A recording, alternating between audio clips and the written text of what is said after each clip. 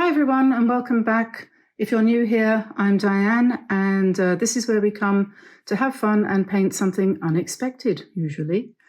Like today, because today I, as usual, as often is the case, I didn't know really quite where to start. So I've been doing a little bit of research and playing around, and time is ticking. So what I have done, I did a little bit of a warm-up. Now, this is not going to be the painting that I'm going to do. I thought I was going to paint some houses because I thought that would be quite fun, and indeed it might be. And so I played around here with my gouache set. No, it's not gouache. It's the Kuretake Art Nouveau set, which is a little bit like gouache in as much as it's somewhere halfway between, I think, the texture of watercolor and gouache, which is quite chalky. This doesn't really come out chalky, but it does have a little bit of opacity, which is nice. Anyway, so I played around with that and I call that a warm-up. So I'm going to put that to one side now, and I'm going to continue. Oh, and I've got my Inktense pencils here, my Derwent, my little set. Not a big set, it's just a little set of 12, I think, different colors. And I might use those for a little bit of detail at the end, because I'm going to do a floral. There are reasons why I'm going to do a floral, but I won't go into that now. Excuse me. This is a piece of paper. This is a block of paper. This is Meeden. This is hot press. And this one is 12 by 9 inches, but obviously it doesn't matter what size you use. Any size will do. I'm just going to get a knife here, because I've just noticed that when you use this paper, you're using a, I hope this is going to work, a block, because the paper is glued down all the way round. But when you've removed your sheets a few times, sometimes you get a kind of edge that you don't really want that to stay there, because it might interfere with the painting process. So I just want to cut that off. That's where it's meant to work, like that. So there we are, and there's a bit more here. So yeah, if that builds up, when you tear off your pages, sometimes that will happen and it'll build up to quite a large extent, and you don't want that. So it's a bit fiddly, but you know, whatever. Let's get rid of that.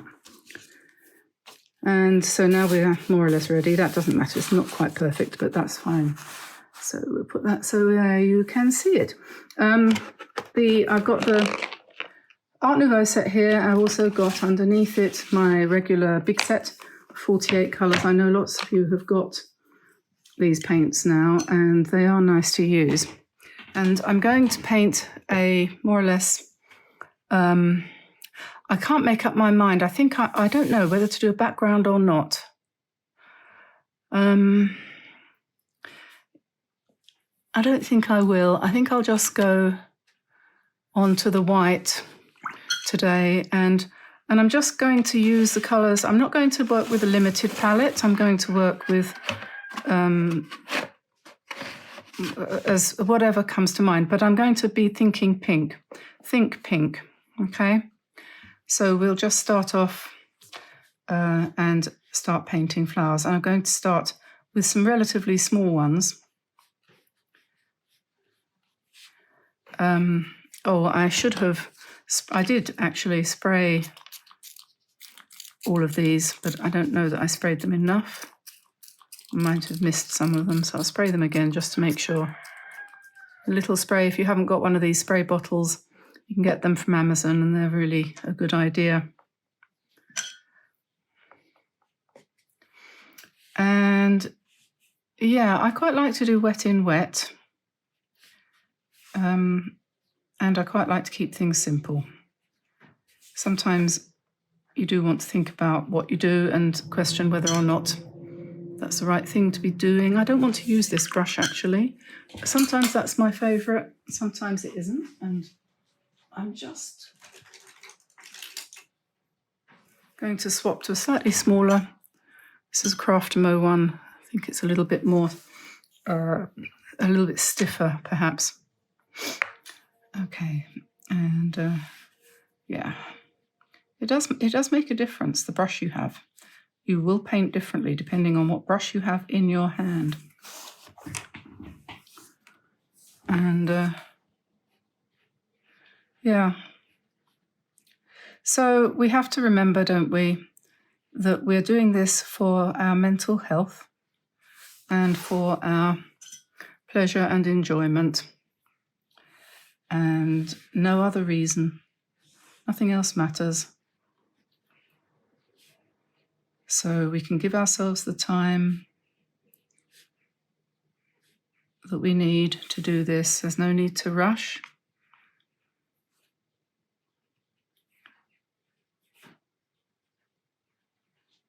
And we're not trying to achieve anything particular. We're just playing with colour and enjoying the process. If you're like me, I'm one of those people who doesn't have a very good imaginative brain. And I don't mean to say I can't imagine things, because I can if I'm allowed to use words. But we've talked about this before, I think, this aphantasia, or whatever it's called, problem that has been recently identified, that there are a relatively small proportion of the population who have problems visualizing things in their heads. So, for example, if someone said to me, visualize your mother's face, I actually can't do that. If someone said to me, visualize the Eiffel Tower, I can get a vague idea. I can get an idea of a pointy thing, but I can't actually see it. Some people apparently can really see detail when they are asked to imagine things. And this is a bit of a problem when you're an artist. And what I'm leading up to saying is that if you're like that, if you're like me, and you find it very difficult to visualize things, you'll get very frustrated because you won't be able to start. You won't know where to start when you're trying to do a painting. So what I do is I have another painting in front of me, or if not a painting, a photograph or something, anything really. And I don't copy it, but I just have it there. And for some reason, having something else within striking distance of me enables me to get started. And then once I've got started, I'm okay. And so that's the way it works. And then I'm not actually, I've said this before, I know, but not everybody will have heard me say this. I don't actually think about what I'm painting. I just follow the paint. And if I thought about it, if I think about it, I can't do it. I get stuck. So it's a funny thing. I suppose we're all different, but we're all similar. And I know other people will say in the comments below, I'm sure, they'll say, oh yeah, no, I'm like that. Or no, I have very detailed pictures in my head all the time. I just wish that I could paint them. I'm not like that. I have no detailed pictures in my head ever. And I didn't realize until very recently, when people started to talk about this aphantasia thing, that there was a real possibility for people to have real looking images in their heads. And I think there's a very big difference between the two different types of people. My daughter is the same as me, and which isn't entirely surprising. And I have a feeling that my son is as well, although we've never talked about it. But yeah, we're very verbal people. What we tend to do is talk incessantly, and that's where our brains are best occupied. When it comes to imagination, it's not so much. And when, I don't know about myself, I know that Tamsin, my daughter, was not the kind of child that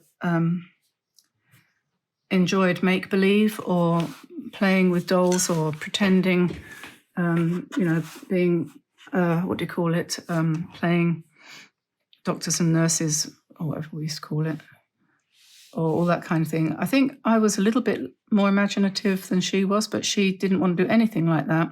She liked, and still does, to do puzzles and jigsaws and sums and things like that, but she was not interested in the least in her dolls. She had a wonderful collection of dolls and teddy bears and all sorts of toys, and she never played with any of them. Yeah. I, on the other hand, when I was a child, I wanted to organise things, and I used to be the one who started the club. You know, I don't know, English people will have read Secret Seven. I wanted to be like Susan in Secret Seven and have a club, and so I had members of my club, and then people had to have badges and all that kind of thing. So yeah, that's the kind of person I was, and I used to go to the museum, the local museum, and draw the animals and the red, all the things in the glass cases. And I was a bit of a nerd. Is that what they call it? Yeah, in my own way. Anyway, so what I'm doing here is I'm just filling this page up with various different sized and different shaped floral type motif thingy, what's it? And I'm going to more or less, I think, probably cover the page with pink motifs, and then I'll probably come in with some dark blue or dark greenish blue or something like that.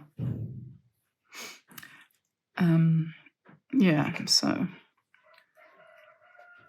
that is what we're doing. And I'm just mixing the colours completely at random. And I'm not going to be able to think of enough different units to have different ones all over the paper, so I'm going to be repeating myself a bit.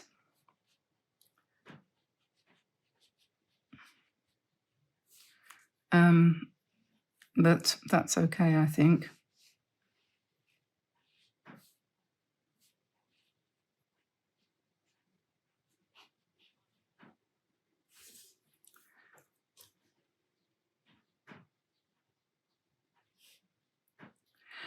I did say, didn't I, that I'm working on hot press paper, and you will find for sure that if you use hot press, you'll get a completely different effect.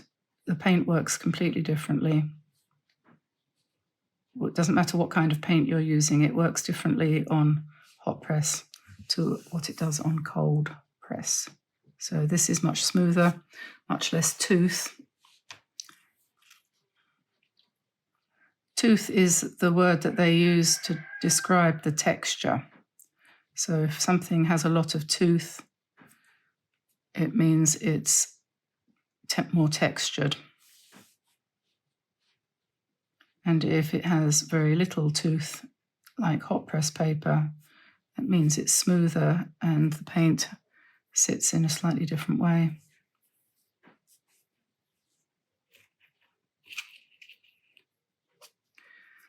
I suppose it doesn't soak in as much.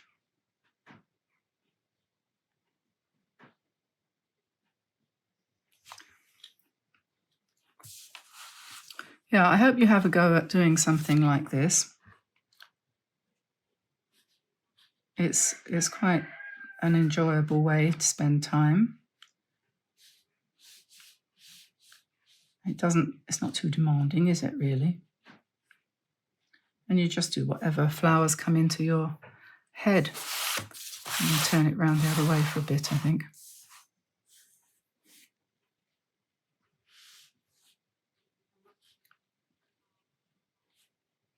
It's quite nice to have a sort of repeating pattern.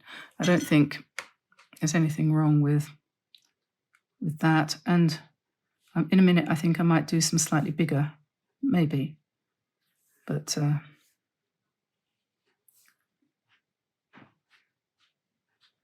it's the colours really that are interesting, not so much the shapes.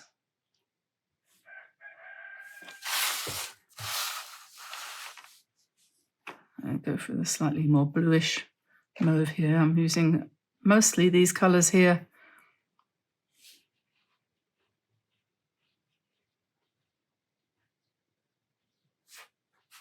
So the mauves, pinks, purples. No, not purples, not really. The mauves, really, they're not purples. Purple, I always think, has got, I don't know, a lot more red in it, hasn't it?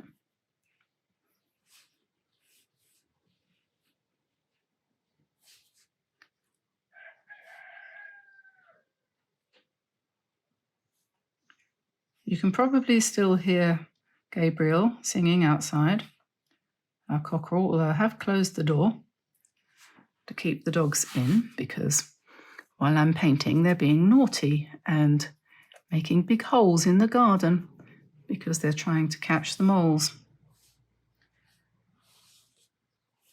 And Zen, actually, I think it was him, but somebody has caught 4.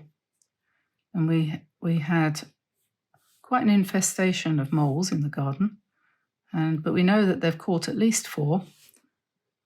And so that's good. So there are fewer mole hills, but now we've got a garden full of holes where the dogs have dug out the moles.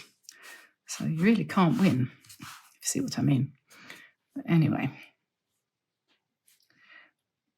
And here in France, we are still waiting for the summer to arrive. It's still cold and windy and wet.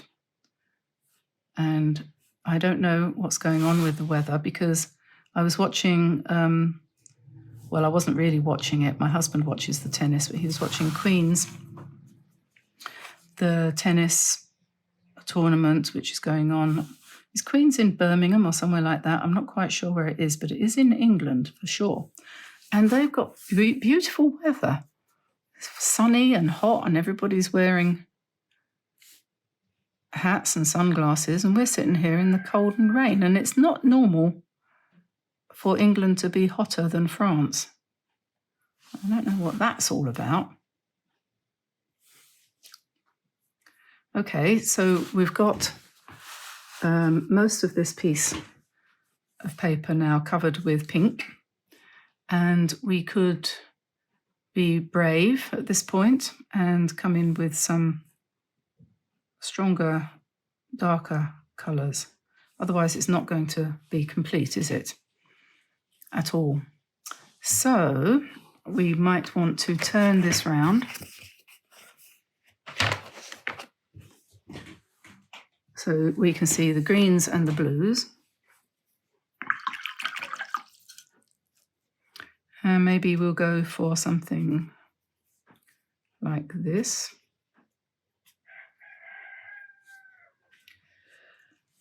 And oh, it's a bit wet. I don't want to put my arm right over the top of it, do I?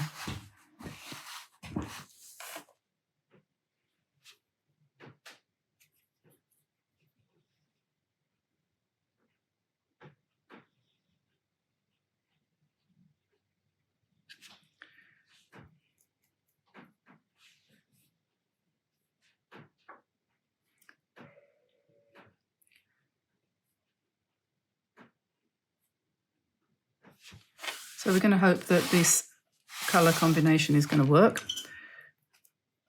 So try and keep my arm off of it a bit. I'm going to put another even darker. I can hear cows mooing. I don't know if you can hear that. It's either cows mooing or a chainsaw, one or the other.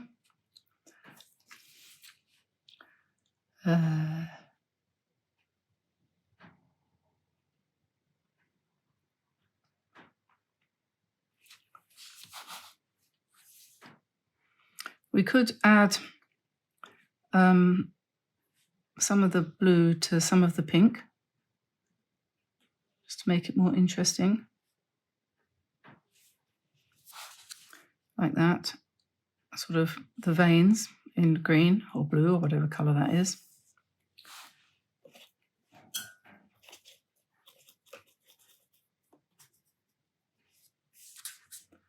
And now, so we have to kind of fit things in.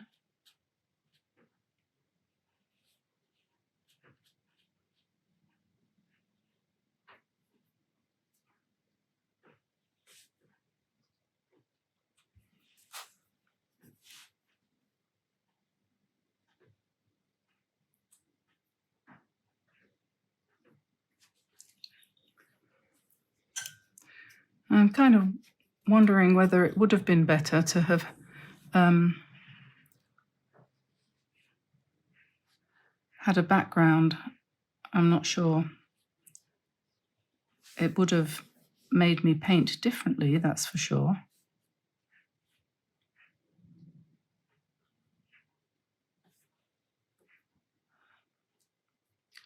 But, well, we're doing this for the fun of it, aren't we? So I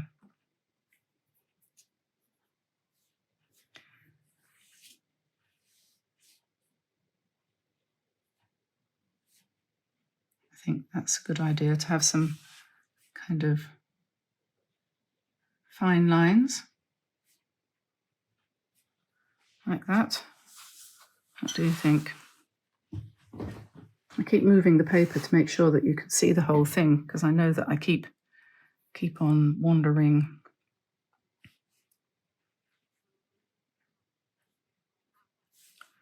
About the paper.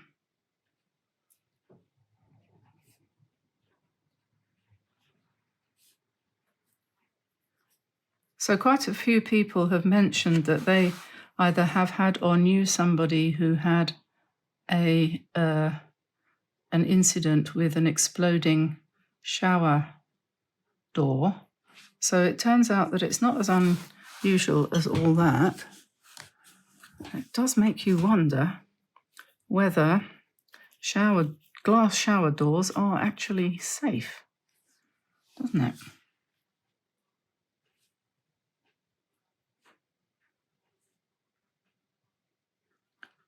Apparently, as they get older, the crystals inside the door, inside the glass, change their chemical composition and become more fragile and likely to explode.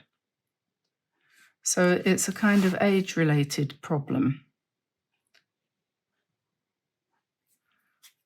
And it makes you think that maybe if you have a shower that's more than 10 years old, it might be worth considering replacing the doors with new ones before they explode. I don't know.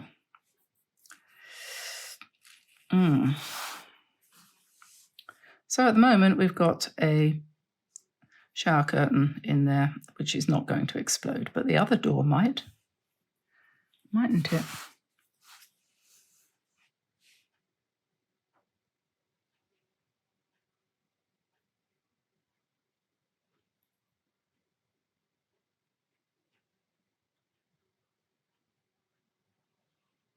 And it seems strange that it doesn't ever happen when anyone's in the shower. All these people who've said it happened, but it all happened overnight. And ours did, at 1 o'clock in the morning. I don't know. Very strange.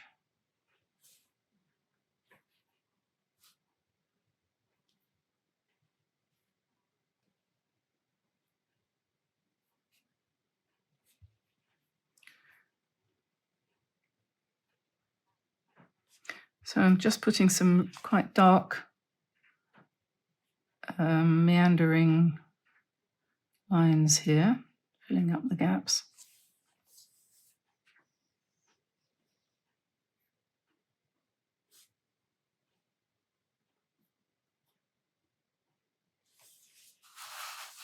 So this is a sort of Christmas green. A little bit more. Oh yeah, Christmas in July. Well, we have to celebrate that. So we'll be putting up some Christmas related videos next month. And also, oh, I must remember, I'd forgotten about this, the Doodle Wash, Charlie O, what is it? What is his name?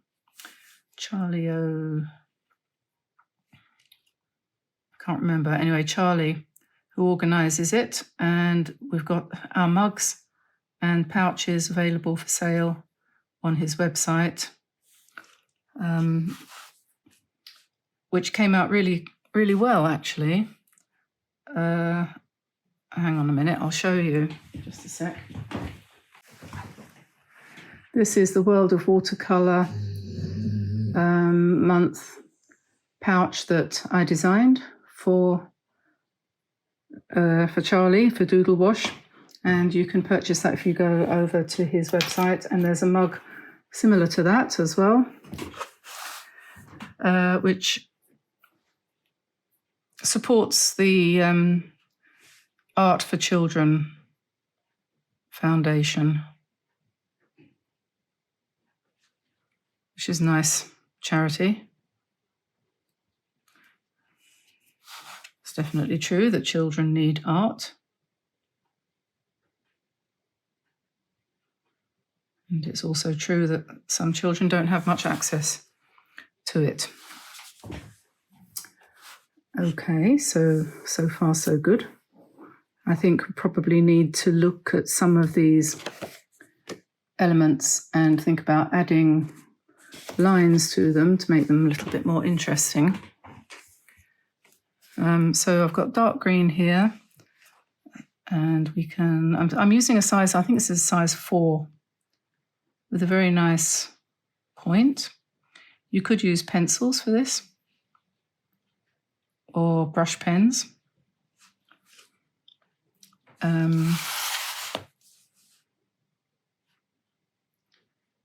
But if you use a brush, you just need to touch very lightly onto the leaf that you're embellishing.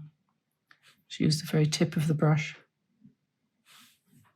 And you can get quite a fine line. And when you press down, of course, a little bit harder, you get a darker line.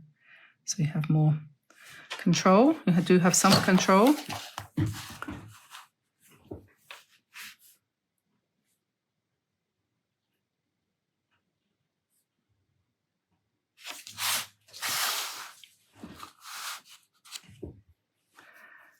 And we can pick up some mauve as well and go over some of these pink ones.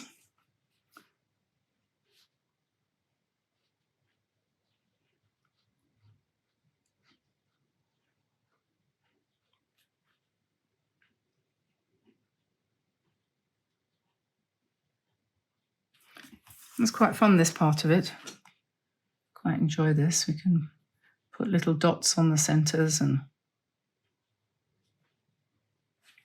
you never really know where it's going to end up. Put some more lines on this one here. This one. Try not to touch it and smudge it.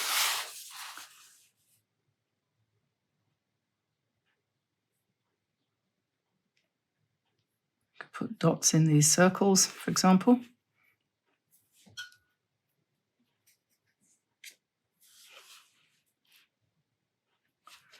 I want that to be a bit darker.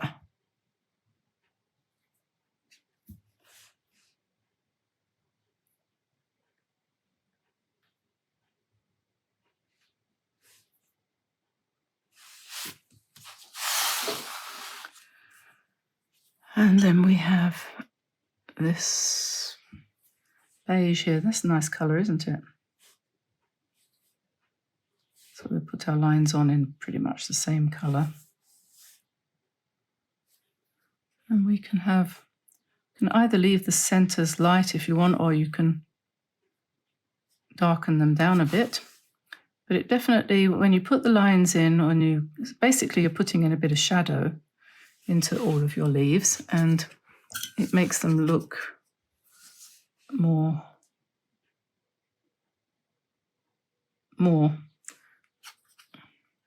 more like a painting, and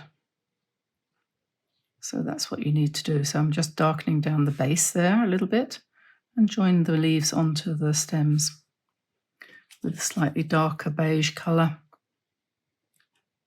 and then put some lines in the centre. And we could put some more little dots at the top if we want. Could make that a kind of theme.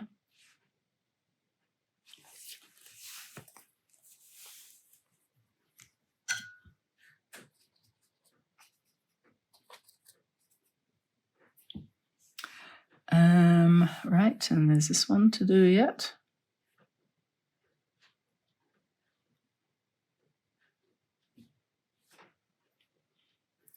We could possibly, and this is where my inability to imagine stuff is a little bit of an issue, because what I want to do is put something darker in.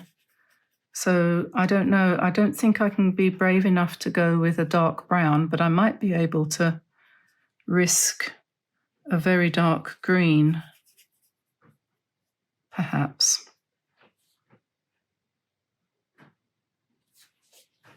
Like that. I did have some dark green here, didn't I? So it's not going to ruin it if I put a bit more dark green in. So maybe these little branches, they need circles on the ends of them, perhaps. Some of them.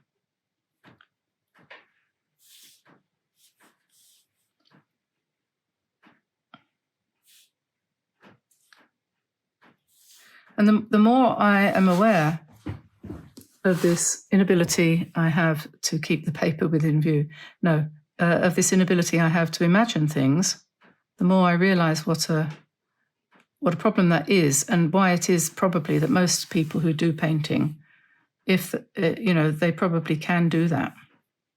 I'd be quite interested to hear from other people, whether they feel they are normal in terms of being able to imagine, visualize things, or abnormal like me.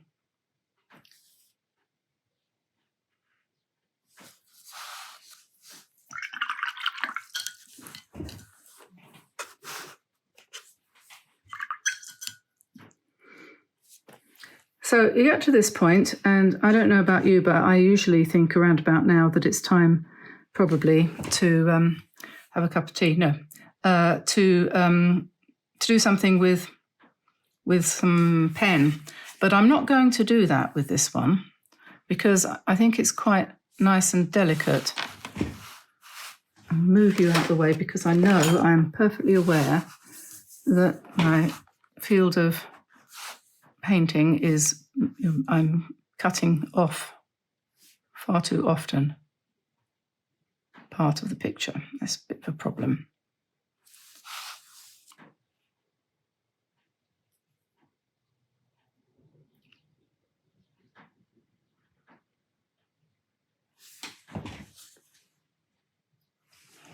We need some more up here. A bit awkward because it's wet.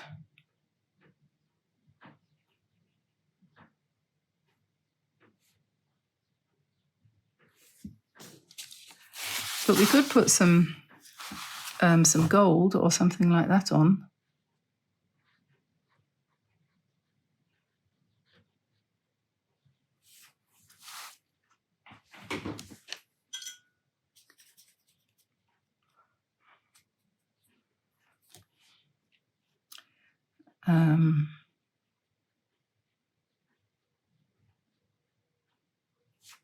Yeah, maybe that's what we need. Perhaps we just need some little tiny flowers in dark brown, like that. What do you think? So I'm using that rusty colour there, being a little bit cautious, doing them really small.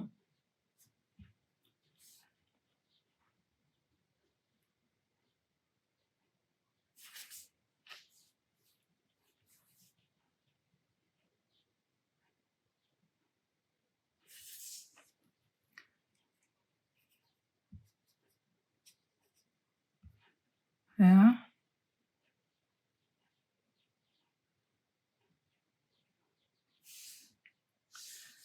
Yeah, we could put quite a few of these, I think.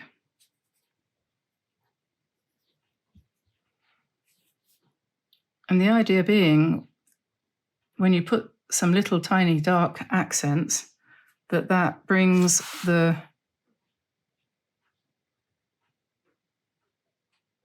rest of the painting into a little bit more sharper focus or contrast. And I think that works. I don't think I just discovered that, though. That's not a very good one. I mean, I know I didn't just discover that. That's a well-known fact. It is well known, said Mama Ramotswe. It is a well-known fact.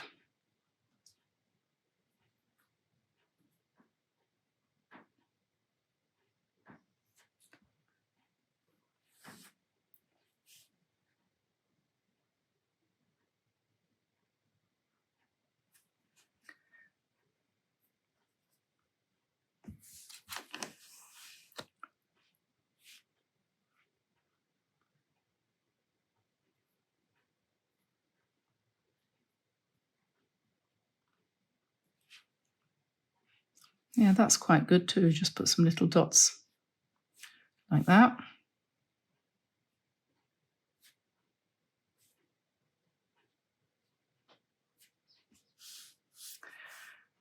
So this is what you could call a process video, I suppose. A process painting, a process, going through the process that I'm going through of designing something, I suppose you could say.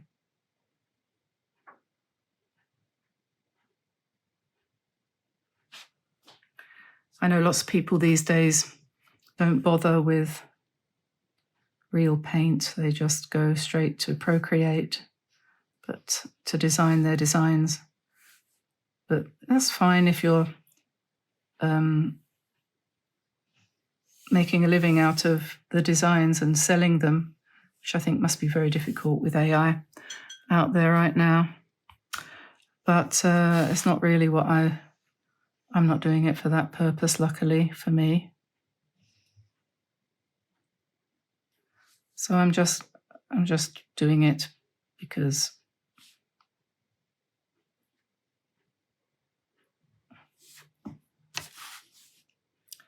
it's interesting.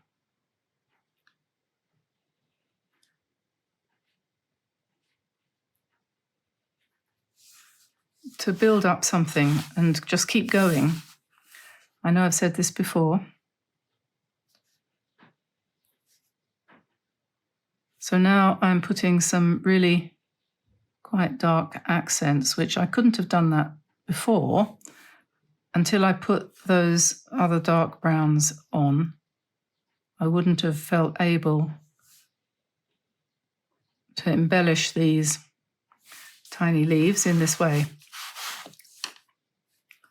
And so it's a process.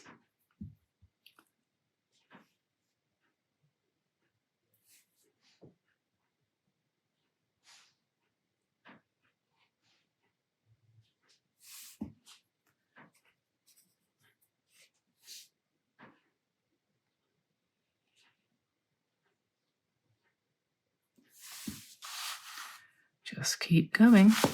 This one down here.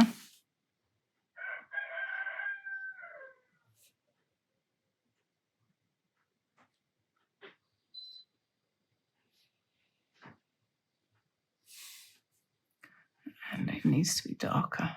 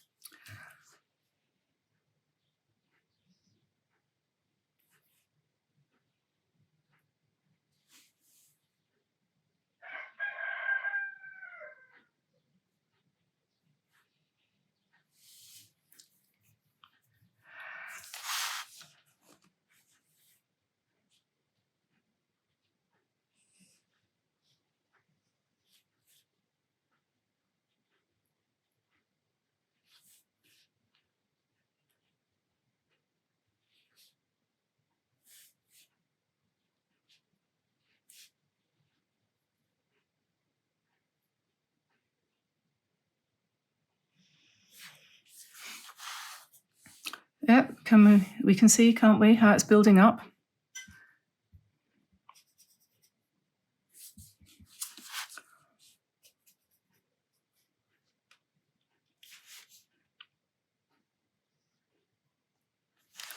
Even though the elements are really small, you can still put quite a bit of detail into them.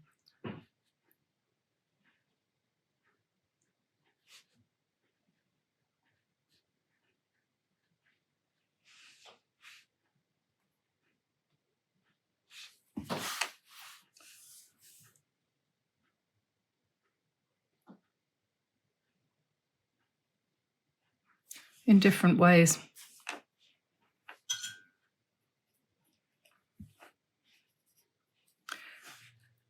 And all the time you're doing this, you're practicing mixing the paints, learning how you can use the different Kuretake colors to get different things. I've just mixed some grey with the brown to make kind of quite a nice, gentle, neutral, mauvey grey colour like that, which we can then use on these leaves here, for example.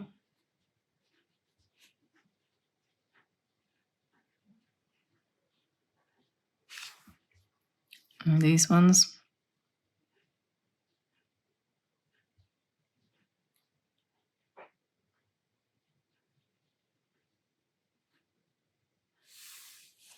I think I'm probably coming to the point now where I might be thinking of possibly stopping.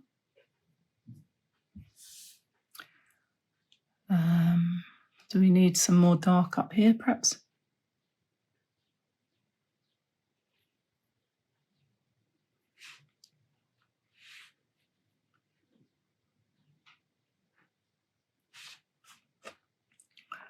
I mean, we could carry on. We could do a lot more.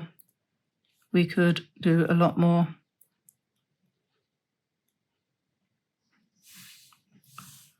But, well, I've got a few more minutes yet. It's coming up towards lunchtime. I do find it's easier to paint in the morning. Not everybody does that. Not everyone does. But I do.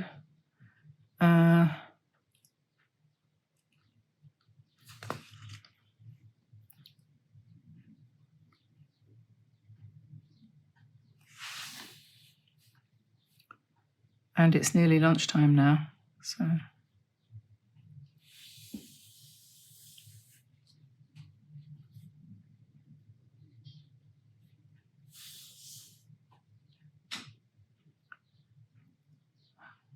So is there anything I have missed out completely?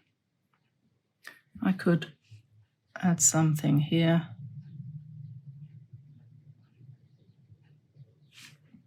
And some dark in the middle there a little bit.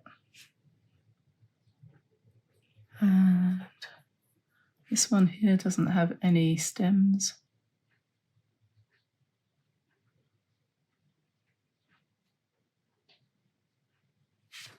That's that. And, well, I think that's probably about it. So I think we might leave it here. You could put a few more, can't stop, you see. You could put a few sort of dark ones in here.